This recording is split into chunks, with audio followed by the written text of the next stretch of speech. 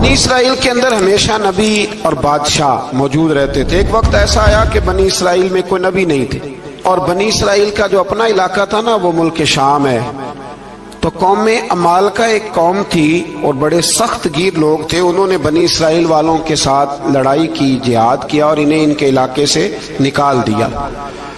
اور کچھ حضرت یوسف علیہ السلام کے زمانے میں ویسے بھی ایک بہت بڑی تعداد جا کے مصر میں آباد ہو گئی تھی۔ اب یہ ہوا کہ ان کے پاس کوئی بادشاہ نہیں ہے، یہ بار بار دعا کرتے ہیں، التجا کرتے ہیں، تو اللہ تعالیٰ نے ایک پیغمبر انہیں عطا کیے جن کے مختلف نام کتابوں میں ہیں۔ صدر الافاضل رحمۃ اللہ علیہ نے تفسیر خزائن العرفان کے اندر ان کا نام حضرت شمویل علیہ السلام لکھا ہے۔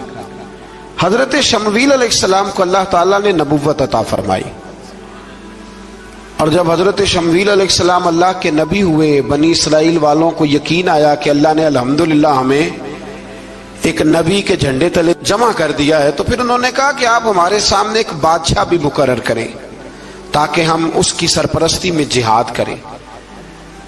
جب انہوں نے یہ بات کی تو اللہ تبارک و تعالی نے حضرت شمویل علیہ السلام کے ذمے لگایا۔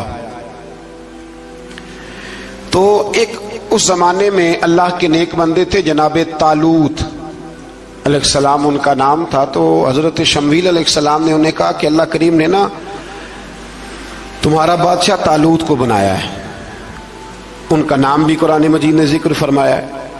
تو بنی اسرائیل کے لوگ کہنے لگے یہ تو غریب آدمی ہے، وہ بکریاں چرایا کرتے تھے، لیکن علم میں بڑے پختہ تھے، وجود میں بڑے طاقتور تھے۔ تو کہا کہ یہ تو غریب آدمی ہے، تو ہم تو زیادہ حق رکھتے تھے کہ ہمیں بادشاہ بنایا جائے۔ تو حضرت طالوت علیہ السلام کے بادشاہ بننے کے بعد حضرت شمویل علیہ السلام نے جو بات کی، اللہ کریم نے اسے قرآن مجید میں بیان فرمایا۔ رب فرماتا ہے بسطۃ فی العلم والجسم، اسے اس لیے تمہارا بادشاہ بنایا گیا ہے کہ اسے ہم نے کشادگی دی ہے، علم میں بھی اور جسم میں بھی۔ بڑے ماشاءاللہ موٹے تازے تھے، وجود بڑا طاقتور تھا۔ کچھ موٹے تازے ہوتے ہیں پر طاقتور نہیں ہوتے، موٹے تازے بھی تھے اور طاقتور بھی تھے۔ فرمایا کہ وجود میں بھی طاقت ہے اور علم میں بھی اللہ نے انہیں وسعت عطا فرمائی۔ تو بنی اسرائیل والے کہنے لگے جی نہیں جی کوئی بندہ اور آ جائے، یہ ہمارا بہت بڑا مسئلہ ہے نا جی، ہر ایک کی مرضی کی نہ تو بات ہو سکتی ہے اور نہ ہر بندہ ہر ایک کی مرضی پر پورا۔ کہنے لگے نہیں جی کوئی اور ہونا چاہیے تھا، ہمیں کیسے پتا چلے گا کہ اللہ نے مقرر کیا ہے؟ بڑی خاص بات ہے، اس کو سمجھیے گا، یہ سارا مضمون آپ کو ملے گا اسی پارے کے آخر میں، آپ پڑھیں گے نا جی تو یہ سارا مضمون آپ کو ملے گا، اور آپ اگر سرسری نظر سے بھی اس کا مطالعہ کریں گے نا، جا کے قرآن شریف کھول کے 15ویں سے 16ویں رکوع میں، آپ خوش ہوں گے کہ آپ کتنے اچھے نظریے اور عقیدے کے ماننے والے ہیں۔ تو جب کہا نا کہ طالوت کو ہمارا بادشاہ بنایا گیا تو دلیل کیا ہے؟ تو قرآن کہتا ہے کہ حضرت شمویل علیہ السلام نے فرمایا کہ تمہارا ایک تابوت تھا، ایک صندوق تھا تمہارے پاس، وہ صندوق تمہارا قوم عمالقہ اٹھا کے لے گئی تھی، ان کے بادشاہ ہونے کی دلیل یہ ہے کہ اللہ تمہارا وہ صندوق تمہیں واپس کر دے گا، وہ تمہارا صندوق تمہیں واپس کر دے گا۔ اس صندوق میں کیا ہے؟ وہ حضرت آدم جنت سے ساتھ لے کے آئے تھے، اس میں تھا کیا؟ تو قرآن مجید کہتا ہے کہ اس کے اندر نا حضرت ہارون علیہ السلام اور حضرت موسیٰ علیہ السلام کے تبرکات تھے، تبرکات۔ کل میں ایک مولوی دیکھ رہا تھا بیچارہ، ایک بندہ نا مسجد نبی کے ساتھ غلاف اور شاید کوئی کفن تھا، وہ مسجد نبی کی دیواروں سے مس کر رہا تھا، تو وہ کہہ رہا تھا نہیں اس سے کیا ہوتا ہے، تبرک کوئی چیز نہیں، اچھے اعمال کی وجہ سے بندہ بخشا جائے گا۔ میں نے کہا تو مجھے ملے تو میں تجھے بخاری کھول کے دکھاؤں کہ حضرت عبد الرحمن ابن عوف جنہیں حضور نے قطعی جنتی کہا، حضور کے وجود پر کرتا دیکھ کے کہنے لگے حضور بڑا ہی سونا لگ رہا ہے، تو فرمایا تجھے چاہیے حضور مل جائے تو کیا ہی بات ہے۔ نبی پاک نے عطا کیا تو صحابہ کہنے لگے عبد الرحمن آپ کو تو ضرورت نہیں تھی، آپ کے پاس تو بڑے لباس ہیں، تو یہ کرتا حضور نے قبول کر لیا، کوئی لے کے آیا اور آپ نے مانگ لیا، تو وہ رو پڑے، کہنے لگے پہننے کے لیے نہیں مانگا، یہ حضور کے جسم سے لگ گیا ہے، میں نے کفن بنانے کے لیے مانگا ہے۔ تو کہتا ہے حضور کے تبرک میں خیر کوئی نہیں۔ اور آپ یقین کریں ان لوگوں پہ حیرانگی ہے. ہم نے بھی مرنا ہے نا جی، بڑی جلدی قبر میں جانا ہے، وقت کا کچھ پتہ نہیں، لیکن اتنے اندھے ہو کر لوگ چیزوں کو دیکھتے ہیں اور اس تیزی کے ساتھ گمراہی پھیلاتے ہیں. مجھے باقاعدہ کسی نے ویڈیو بھیجی اور کہنے لگا جی دیکھیں کتنی اچھی بات کر رہا ہے، لوگوں کو سمجھائیں. تو میں نے کہا نہیں، اس کو سمجھانے کی ضرورت ہے. اور میں نے اس کو دیکھا ہے، وہ جو لال رومال والا میں نے دیکھا ہے، وہ ڈھونڈ ڈھونڈ کے جاہلوں کو پکڑتا ہے، تلاش کرتا ہے، اور اگر کوئی مل جائے بات بتانے والا تو پھر وہ خود پکڑا جاتا ہے، اور کئی دفعہ پکڑا گیا تو نکل گیا ہے. اللہ تعالی ہمیں سمجھنے کی توفیق دے. ہم سیانے ہو جائیں تو یہ دور دور تک نظر نہیں آئیں گے انشاءاللہ. تو وہ تابوت آئے گا، بنی اسرائیل والوں سے کہا تابوت میں کیا تھا سن لو. اور یہ قرآن مجید ہے. آج میری ماننا یہ 15 سے 16 رکوع ضرور ہی پڑھنا کہ وہ آخر تابوت میں کیا تھا. کھولنا ذرا. قرآن مجید کہتا ہے کہ حضرت موسیٰ علیہ السلام اور حضرت ہارون کے تبرک تھے. تو تبرک کیا تھے؟ تمام مفسرین نے لکھا ہے کہ حضرت موسیٰ کا ایک کرتا تھا، ایک ڈنڈا تھا، جوتے تھے، اور جناب ہارون علیہ السلام کا امامہ شریف تھا، اور تورات کی کچھ تختیاں تھی. تو اس کا فائدہ کیا تھا؟ اس تابوت کا فائدہ یہ تھا کہ بنی اسرائیل والے جب اپنے دشمنوں سے لڑتے تھے تابوت سامنے رکھ کے دعا مانگتے تھے، اللہ انہیں کامیابی عطا کر دیتا تھا. تو قوم عمالقہ کو بھی پتہ چل گیا کہ صندوق میں کچھ ہے جس کی وجہ سے یہ کامیاب ہو جاتے.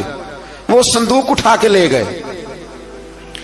اب ان کی کم بختی یہ، کم نصیبی یہ کہ انہوں نے جا کے اسے روڑی پہ پھینک دیا. جب روڑی پہ پھینکا تو ان کے اندر بیماریاں آ گئیں، وبائیں پھوٹ پڑی، مرنے لگے، وجود پھولنے لگا. پھر ان کے دلوں میں بات آئی کہ یہ ہم نے اس صندوق کی بے ادبی کی ہے. صندوق میں کیا ہے؟ تبرکات. ہمیں کہتے ہیں جی نالین کا نقشہ کیوں لگایا ہے؟ تمہارے تو بزرگوں کا عقیدہ ہے سر پہ رکھنے کو مل جائے اگر نقش نالے پاک کے حضور تو پھر کہیں گے کہ ہاں تاجدار ہم بھی ہیں. تو کہا کہ اس کے اندر یہ تبرکات تھے. انہیں بھی سمجھ میں آئی تو انہوں نے نا بیل گاڑی منگائی اور وہ صندوق اٹھا کے اس کے اوپر رکھ دیا. اب کیا ہوا؟ قرآن کہتا ہے کہ فرشتوں نے نا اس صندوق کو وہاں سے اٹھایا. مفسرین نے لکھا اس کا معنی یہ بھی ہو سکتا ہے کہ اس بیل گاڑی کو ڈائریکشن پہ لگایا. ادھر سے حضرت شمویل علیہ السلام نے جناب طالوت کو بادشاہ بنا دیا اور ادھر سے وہ صندوق چل پڑا. کہا بھئی ہم ان کو کیسے بادشاہ مانے؟ تو فرمایا بادشاہ اس طرح مانو گے کہ تمہارا وہ صندوق آ جائے گا. اور قرآن کہتے ہیں اس صندوق میں تمہارے دلوں کا سکون ہے، اس میں تمہارے دلوں کا. اور بھائی ہماری تو کوشش ہوتی ہے بزرگوں سے کوئی چیز مل جائے، اللہ والوں کا کوئی تبرک ہمارے ہاتھ آ جائے. تو وہ صندوق آ گیا، یہ مان گئے. اب جہاد کرنے نکلے تو لڑنا تھا جالوت کی قوم کے ساتھ. وہ بڑا سخت آدمی تھا، 3 من سونا اس نے وجود پہ پہنا ہوتا تھا. اس کی قوم سے لڑنا ہے. ٹوپی بڑی تگڑی پہنی ہوتی تھی لوہے کی. اب کون لڑے؟ ایک نوجوان تھے جن کا نام تھا داؤد علیہ السلام. وہ بھی بکریاں چرایا کرتے تھے. اور جن دنوں حضرت طالوت نکلے نا اپنی قوم کو لے کر جالوت کے خلاف لڑنے تو حضرت داؤد بھی شامل ہو گئے. اللہ جب کسی کو نوازتا ہے نا تو پھر خاص ہی کرم نوازی کرتا ہے. مفسرین نے لکھا جب یہ جا رہے تھے نا، وہاں جا رہے تھے تو رستے میں انہیں 3 پتھر مل گئے. انہوں نے وہ تینوں پتھر اٹھا لیے. اس زمانے میں پتھر پھینکنے کے لیے چھوٹی چھوٹی لوگوں کے پاس چیزیں ہوا کرتی تھی. اس کو کوپن بھی لوگ کہتے تھے، منجنیق. اس کو سامنے رکھ کے پھر بنائی گئی.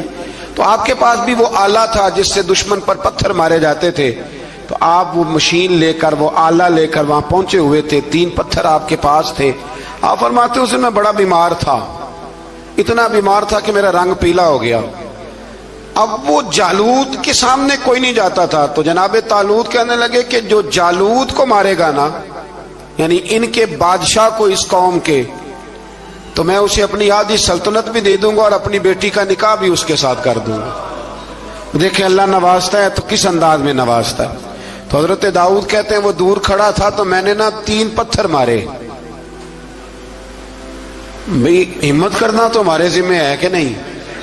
میری ملت کا جوان کہتا ہے میں نے کرنا کرانا کچھ نہیں. یعنی اگر آپ کہیں نا کچھ کرو تو پھر وہ کوئی کام کرنے کی مطلب معاملہ. وہ مجھے کل ایک سنگی کہہ رہے تھے, کہنے لگے جی اللہ کے فضل سے کچھ بھی نہیں کرنا پڑا, مرشد نے نظر کر دی. میں کہا مینوں ملن گے تو میں انہوں سمجھاواں گا کہ کچھ کرا کے نظر کریا کرو, کیونکہ میرے وہ دوست ہیں, میں انہیں جانتا ہوں. نظر میں بڑا کچھ ہوتا ہے, لیکن اللہ بھی تو بندے پہ بڑی نظر رحمت کرتا ہے نا. لیکن کہتا ہے 5 نمازیں پڑھ, رمضان کے روزے رکھ, زکوٰۃ فرض ہو تو ادا کر, یہ سارے کام کر, سچ بول, دیانتداری کر, پھر میں اپنے فضل سے تجھے جنت عطا کروں. تو یہ جو رویہ ہم نے بنایا یہ درست نہیں. تو فرماتے ہیں 3 پتھر میں نے مارے, اللہ نے اتنا فضل کیا کہ وہ بھی مر گیا, اور اس سے چھو کے میرے پتھر آگے بڑھے تو اس کی فوج کے 30 آدمی بھی مر گئے. 3 پتھروں سے 31 بندے اللہ نے مار دیے. فرماتے اس لیے کہ ہاتھ میرے تھے اور طاقتیں میرے رب کریم کی تھی. تو حضرت داؤد علیہ السلام کے حصے میں جناب طالوت کی صاحبزادی بھی آئی, آدھی سلطنت بھی آئی. کافی سال حضرت طالوت حیات رہے, پھر ان کا وصال ہو گیا, تو ساری سلطنت حضرت داؤد کو ملی, اور پھر اللہ تبارک و تعالیٰ نے انہیں نبوت بھی عطا فرمائی. یہ دنیا میں واحد پیغمبر ہیں جو بیک وقت نبی بھی تھے اور بادشاہ بھی تھے. اور پھر اللہ نے فضل فرمایا, انہوں نے بڑی بڑی فتوحات کی. اور پھر حضرت داؤد کے صاحبزادے کا نام حضرت سلیمان علیہ السلام, پھر ان کے صاحبزادے کا نام حضرت. تو یہ ہوا کیسے؟ یہ سارا کچھ اللہ تبارک و تعالیٰ کے فضل سے ہوا, اس کے کرم سے ہوا. اب اس واقعہ سے ہمیں کیا پتا چلتا ہے؟ ہمیں یہ پتا چلتا ہے کہ رب جب فضل فرمائے نا کسی پہ بھی, تو ہمیں اس بندے کو دیکھ کے راضی ہونا چاہیے, کوئی شکوہ نہیں کرنا چاہیے. اور دوسری بات یہ سمجھ لینا چاہیے کہ حکومتیں, مال, دولت یہ صرف سیاستوں سے نہیں ملتی, یہ خدا کے فضل سے ملتی. اور یہ بھی سمجھ لینا چاہیے کہ جو بزرگوں کے تبرکات ہوتے ہیں ان کی کیا ہی بات ہوتی ہے. کرتا ہے جس سے بچے والے کے دلوں کے اندر کجی پیدا ہو. رشتے کرانے والے کو کہا جاتا ہے کہ ہم نے کار بھی دینی ہے, یہ بھی بتا دینا رشتے والوں. بچے کی ماں کو سونے کی بالیاں بھی ڈالیں گے تو یہ داستانیں کیوں سناتے ہو؟ پھر کہتے ہو لڑکوں والے لالچی ہو گئے. تو یہ کہانیاں ہم گڑھتے ہیں, جھوٹ خود لوگوں کے سامنے ہم رکھتے ہیں, اور بعد میں جب اوقات واضح ہوتی ہے پھر رشتے ٹوٹتے ہیں. رشتے جھوٹ پر قائم ہو تو قائم ہو جاتے ہیں, پر قائم رہتے نہیں, وہ ٹوٹ جاتے ہیں. رشتے وہی قائم رہتے ہیں جو رشتوں کے ساتھ قائم ہوا کرتے ہیں, جن کی بنیادیں خلوص ہوتی ہے. جھوٹ ہمیشہ انسان کو تباہ کرتا ہے. کیا حسن ہے میرے نبی پاک کے فرمان میں, کیا خوبصورتی ہے. حضور نے فرمایا الصدق ینجی والکذب یہلک. 2 جملوں میں کائنات کی ساری حقیقتیں بیان کر دی. حضور فرمانے لگے سچ بول, سچ تجھے نجات دلا دے گا, سچ تجھے بچا لے گا. والکذب یہلک, جھوٹ نہ بولنا تو ہلاک ہو جائے گا. جھوٹ نہ بولنا, یہ محبوب کا فرمان. جھوٹ تجھے ہلاک کر, ہر لحاظ سے بندہ جھوٹا تباہ ہوتا ہے. سیاسی, سماجی, کاروبار, معیشت, دنیا, رشتے, ہر چیز جھوٹ پہ مبنی. کچھ لوگوں کو بیماری ہے جھوٹ بولنے کی, لارا لگانے کی. کسی نے کہا یار اتنی ضرورت پڑ گئی, کہا کوئی مسئلہ ہی نہیں, تیرا حل ہو جائے گا. بھئی تیرے پاس نہیں ہے تو صاف انکار کر. جھوٹ بول کر جیتنے سے بہتر ہے انسان سچ بول کے ہار جائے. اس کو کہہ کہ بھائی نہیں میرے پاس گنجائش نہیں, کل آ جانا, پرسوں آ جانا, سویرے آ جانا, کیا ضرورت. ان سے انسان کا وقار مجروح ہوتا ہے. میرے نبی پاک علیہ الصلوۃ والسلام جس معاشرے میں تشریف لائے نا, اس معاشرے میں بڑے عیب پائے جاتے. بچیوں کو زندہ دفن کر دیتے تھے, قتل و غارت تھی, سارا کچھ تھا. ابو سفیان کہتے ہیں ہم سارے جرم کرتے تھے, لیکن عرب کے لوگ جھوٹ نہیں بولتے. عرب کے لوگ یہ ذرا غور کرنا, انفرادی بات عرض کر. فرماتے چوری, چکاری, ظلم, بربریت سارا کچھ تھا, اور ہم سمجھتے تھے کہ جھوٹ بولنا ہمارے حسب نسب کے خلاف ہے, یہ ہماری شان مردانگی کے خلاف. ہم کہا کرتے تھے کمزور لوگ جھوٹ بولتے, بزدل لوگ جھوٹ بولتے. جو لوگ حسب نسب والے ہوتے ہیں, کردار و عمل والے ہوتے ہیں, سردار ہوتے ہیں, جن کا پیچھے کوئی بیک گراؤنڈ ہوتا ہے, وہ لوگ کبھی جھوٹ ہے. میرے نبی پاک علیہ السلام کا فرمان ابو داؤد شریف میں موجود ہے. ایک صحابی نے کہا یا رسول اللہ بخل بڑی بری چیز ہے, پر کیا مومن بخیل ہوتا ہے؟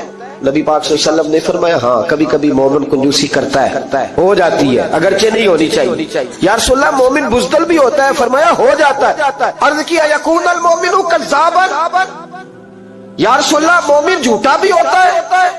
فرمایا قال لا، مومن سب کچھ ہو سکتا ہے پر مومن جھوٹا ہو سکتا، مومن جھوٹ بول سکتا، جھوٹ نہیں اس کی زبان سے نکلتا، یہ مومن کی شان ہی نہیں۔ عرب کے لوگ کہتے ہیں کہ جھوٹ ہماری مردانگی کے خلاف، ہمارے ملک میں جتنا بڑا جھوٹا ہوتا ہے اللہ ماشاءاللہ اتنا وہ بڑا قد کر جاتا ہے۔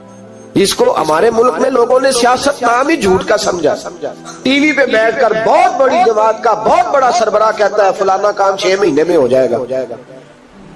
راض ہو گئے آپ لوگ؟ چلو جو کوئی گل نہیں، بہت بڑی بات، 6 مہینے میں ختم، ٹھیک ہو جائے گا آپ کا مسئلہ۔ 6 مہینے کے بعد جب پوچھا جاتا ہے تو کہتے ہیں سیاسی بیان تھا، رات گئی تو اتنا ظلم، شرم ہی نہیں آئی۔ ابو سفیان کہتے ہیں کہ نبی پاک صلی اللہ علیہ وسلم کے جب کچھ صحابہ چلے گئے نا ہجرت کر کے حبشہ کی طرف، تو حبشہ کے نجاشی بادشاہ نے مسلمانوں کو بھی بلایا اور پیچھے سے جو قریش لینے گئے انہیں بھی بلایا، بات چیت ہو گئی تو اس کے دل میں خیال آیا کہ میں کسی سردار سے نہ پوچھوں بات کیا ہے۔ ابو سفیان کہتے ہیں میں تجارت کی غرض سے حبشہ گیا ہوا تھا، تو نجاشی بادشاہ کے کچھ لوگ آئے اور مجھے لے گئے، کہنے لگے بادشاہ بلاتا ہے، کہتے میں سردار تھا۔ بادشاہ نے جب بلایا تو اس نے نبی پاک علیہ السلام کے بارے میں مجھ سے سوال و جواب شروع کیے، تو میں نے وہ رٹی رٹائی گردان جو سارے پڑھا کرتے تھے وہ میں نے پڑھ دی کہ معاذ اللہ جادوگر ہے، ساحر ہے، کاہن ہے، لڑائیاں کرا دی، نیا مذہب لے آئے، معاذ اللہ وہ جو گردان عرب کے لوگوں نے، ابو جہل نے، ابو لہب نے رٹی ہوئی تھی میں نے سنا دی۔ کہتے اس نے ایک سوال پوچھا، اس نے کہا چل ابو سفیان جو تو کہتا ہے ٹھیک ہی کہتا ہوگا معاذ اللہ، لیکن یہ بتا کہ کیا کبھی انہوں نے جھوٹ بھی بولا ہے؟ کیا انہوں نے کبھی، بہت بڑی بات ہے اس کو سمجھنا۔ ابو سفیان کہتے ہیں کہ میرے دل میں 1 منٹ کے لیے خیال آیا کہ میں جھوٹ بول دوں، کہہ دوں کہ وہ بولتے ہیں معاذ اللہ جھوٹ، لیکن پھر میرے اندر سے آواز آئی کہ تو قبیلے کا سردار ہے، اور جو مردانگی والے لوگ ہوتے ہیں ان کی زبانوں سے کچے جملے نہیں نکلتے، وہ جھوٹ نہیں بولتے۔ جو کسی منصب پر فائز لوگ ہوتے ہیں وہ ایسے ہی ان کی زبان ہر وقت چسکے کے لیے تھوڑا یہاں جھوٹ تھوڑا وہاں جھوٹ نہیں پھینکتے، وہ لوگ جھوٹے نہیں ہوتے۔ تو سردار ہے، تو چودھری ہے، تو سربراہ ہے، تو اہل ہے، تو منصب والا ہے، جھوٹ بولے گا؟ کہتے مجھے کہنے لگا سوچ کیا رہے ہو، بتاؤ کبھی جھوٹ بولا ہے؟ ابو سفیان کہتے ہیں میں نے فیصلہ کیا، میں نے کہا نہیں میں سردار ہو کے جھوٹ بولوں؟ کہتے ہیں میں فوراً بول پڑا، میں نے کہا وہ رشتے میں میرے بھتیجے لگتے ہیں، میرے سامنے آنکھ کھولی، میرے سامنے بچپن گزرا، میرے سامنے جوانی گزری، میرے سامنے شادی ہوئی، میں نے ان کی زندگی کے بڑے رنگ دیکھے، میں نے انہیں ماں سے بچھڑتے بھی دیکھا، دادا کی گود میں کھیلتے بھی دیکھا، پھر دادا کے جنازے پر بھی دیکھا، میں نے انہیں ہر حال میں دکھ اور سکھ میں دیکھا۔ کہنے لگا نجاشی سارے اختلاف اپنی جگہ پر میں نے اس رسول کو اس وقت بھی دیکھا جب مکے کے لوگ ہتھیلیوں پہ اٹھاتے تھے، اور آج بھی دیکھتا ہوں جب لوگوں نے پتھر اٹھائے ہوئے ہیں، میرا بھتیجا بھی ہے، میرا اپنا بھی ہے، میرا رائے کا شدید اختلاف بھی ہے، لیکن میں جھوٹ نہیں بولوں گا، وہ میرا بھتیجا دکھ میں ہو یا سکھ میں ہو، وہ آسانی میں ہو یا تکلیف میں ہو، امیر کے پاس بیٹھے یا غریب کے پاس بیٹھے، اس کی زبان سے جب بھی نکلتا ہے حق اور سچ ہی نکلتا ہے۔ اس نے زندگی میں کبھی جھوٹ بولا، اسیر دشمن کی چاہ میں بھی، مخالفوں کی نگاہ میں بھی امی ہے، صادق ہے، معتبر ہے، میرا پیغمبر عظیم ہے، میرا پیغمبر عظیم تر ہے۔ کہا ان کی زبان سے کبھی جھوٹ نکلا؟ کبھی نہیں نکلا ان کی زبان سے جھوٹ۔ تو کہتے اب نجاشی نے فیصلہ سنایا، نجاشی نے بات کی، فیصلہ سنایا تو کمال کر دی۔ کیا بات کی نجاشی نے؟ کہنے لگا ابو سفیان پھر تم کس طرح کہتے ہو کہ ان کا دین سچا نہیں؟ کہنے لگے جو بندوں کے معاملے میں جھوٹ نہیں بولتا وہ رب کے معاملے میں کیسے بولے گا؟ جو بندوں کے معاملات میں جھوٹ نہیں بولتا ان سے یہ توقع کیسے رکھتے ہو کہ وہ اللہ کے معاملے میں جھوٹ بولیں گے؟ فرمایا مان کیوں نہیں جاتے کہ اگر وہ بندوں کے حق میں سچے ہیں تو اللہ کے پیغام کے حق میں بھی سچے۔ سچائیاں حسن ہے، سچائی حسن ہے، سچائی ایک خوبصورتی ہے، سچائی تیرا وقار ہے۔ دیکھیں نا تیرے جملوں کے لوگ قیدی ہو گئے اور جب ٹٹول کے دیکھا تو اندر سے تو کچھ اور نکل آیا، کل تو کچھ کہہ رہا تھا، سویرے اٹھ کے تو کچھ کہہ رہا، تیرے لفظ کچھ ہے، تیرا رویہ کچھ اور ہے۔ زندگی میں یاد رکھنا کسی بڑے کی خوشامد کر کے کبھی اسے محبت نہ ڈالنا۔ جھوٹ بولتے ہیں ہم لوگ، अपना हुलिया हमने सदाकतों के बादशाहों जैसा बनाया होता है, लेकिन हमारे लफ्जों में झूठ होता है, हमारे लबो लहजे के अंदर ये कराहत होती है। हजरत बाजीद बुस्तामी फरमाया करते थे, जो जुबान का सच्चा नहीं होता उसको कभी मार्फत का नूर नसीब नहीं होता, जाके 2000 जुबा डाल के बैठ जाए। मार्फत का नूर उसे मिलता है जिसकी जुबान पर हक और सच होता है। याद रख, सच्चाई इतनी बड़ी दौलत है। इमाम फखरुद्दीन राजी रहमतुल्लाह ताला ने एक बड़ी प्यारी हदीस लिखी है। कहते हैं नबी पाक सल्लल्लाहु अलैहि वसल्लम के पास एक शख्स आया, उसने कहा या रसूलल्लाह मैंने कलमा पढ़ना है पर 4 चीजें हैं जो मुझसे छूटती नहीं और आप उनको हराम कहते हैं। तो हुजूर आप हुक्म करे क्या करूं? फरमाया चल तू बोल वो क्या है? कहने लगा जी मैं शराब का भी आदी हूं। माज़अल्लाह। बोलिए अस्तगफिरुल्लाह। सारे बोलिए मैं शराब का आदी हूं, मुझसे छूटती नहीं। और फिर कहने लगे मैं चोरी का भी आदी हूं, जाती नहीं। और तीसरी बात ये कि मैं माज़अल्लाह सुम्मा माज़अल्लाह जिना का भी आदी हूं। और चौथी मेरे अंदर बीमारी है कि मैं झूठ बहुत बोलता हूं। यादें छूटती नहीं। मैं इनके होते हुए कलमा कैसे पढ़ूं? आपके दीन में ये शदीद बुरी चीजें और मुझसे छूटती नहीं, तो क्या हुक्म है? मेरे महबूब अलैहिस्सलाम को अल्लाह ने बड़ी हिकमत अता फरमाई, बड़ा नवाजा है नबी पाक। हुजूर ने बड़े खूबसूरत जुमले कहे। फरमाया कुछ सौदा कर ले मेरे साथ।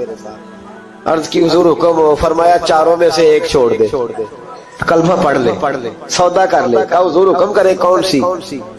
सहाबा कहते हैं अब हम घूम रहे थे कि ये क्या बात है, चारों चीजें हराम कतई हैं। हुजूर कहते हैं एक छोड़ दे, मैं एक वादा कर। कहा या रसूलल्लाह हुक्म करे।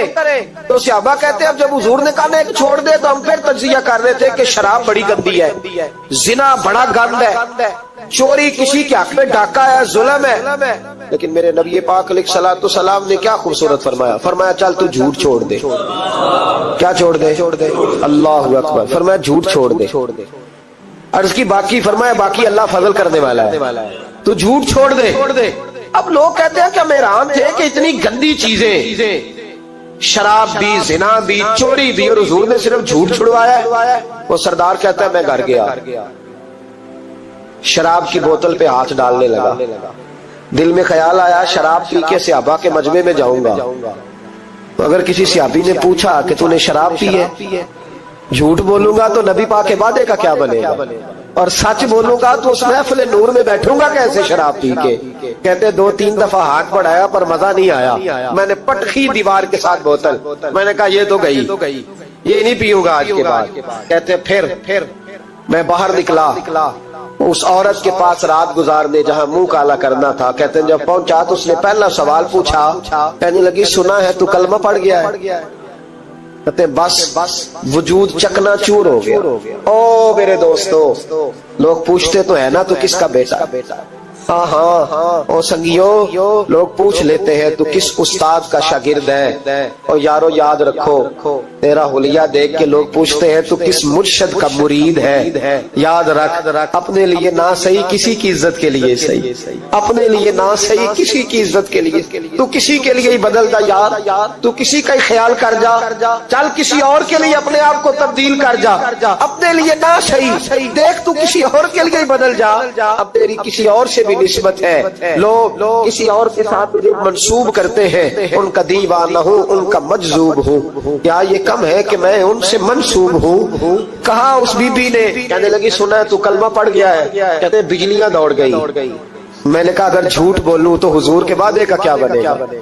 महबूब ने कहा झूठ नहीं बोला, अगर सच बोलूं तो फिर इसके करीब कैसे जाऊं? कहते वहां से भी लौट आया।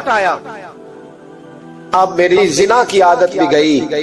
अगली शाम हुई तो सामने माल पड़ा था एक आदमी का, वो आदमी काफिल था, उस पे हाथ डालने लगा तो दिल में ख्याल आया ये सवेरे तफ्तीश भी करेगा।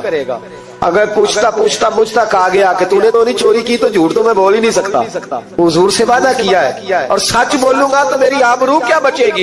कहते शाम एक दिन में गया, अगले दिन की शाम हुई तो सिर्फ सच की आदत अपनाई, मेरा जिना भी गया, मेरी चोरी भी गई, मेरी शराब कबाब भी गए। कहते तीसरे जाके दरवाजा रसूल पे बैठा, सहाबा बाकी अपना काम करते रहे, मैं सिर्फ मुस्तफा का चेहरा तकता रहा। मैं बस चेहरा तकता रहा। देर हो गई तो एक सहाबी कहने लगे क्या देख रहे हो? तो मैंने कहा इस रसूल का कमाल देख रहा हूँ। इस महबूब का कमाल देख रहा हूँ, एक झूठ छुड़वाया है तो रब करीम ने मुझे सारे तकवे अता फरमा दिए। यहाँ तो झूठ के पलंदे पलंदे पीरों ने ड्यूटियां लगाई हुई है मुरीदों की, जाओ करामते बयान करो, सुनाओ, फेसबुक पे दो, जेड़े महरम राज हकीकत दे और राजे हकीकत खोल दे नहीं। ये जिन्ना वेख्या नहीं हो करन गल्ला, जिन्ना वेख लिया ओदे बोल दे ही नहीं। ये झूठ का पलंदा लेकर के तू फिर रहा है, इसको संभाल के रख।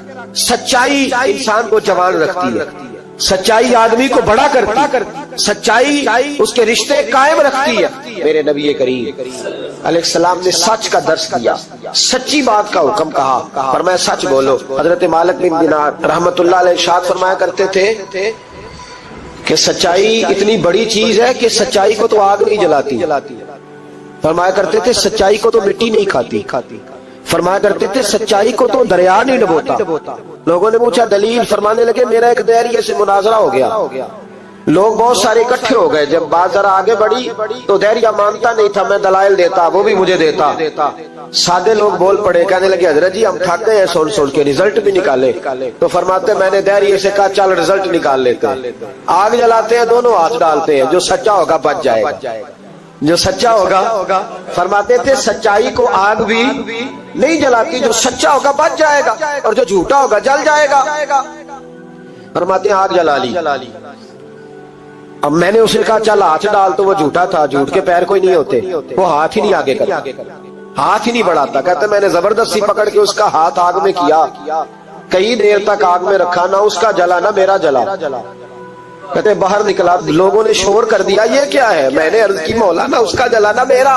फरमाते हाथ गैब से निदा आई, मालिक बिन दिनार सच्चे के हाथ में भी जिसका हाथ हो हम उसका भी नहीं जलाया करते, सच्चे के हाथ में भी जिसका हाथ हो हम उसका भी।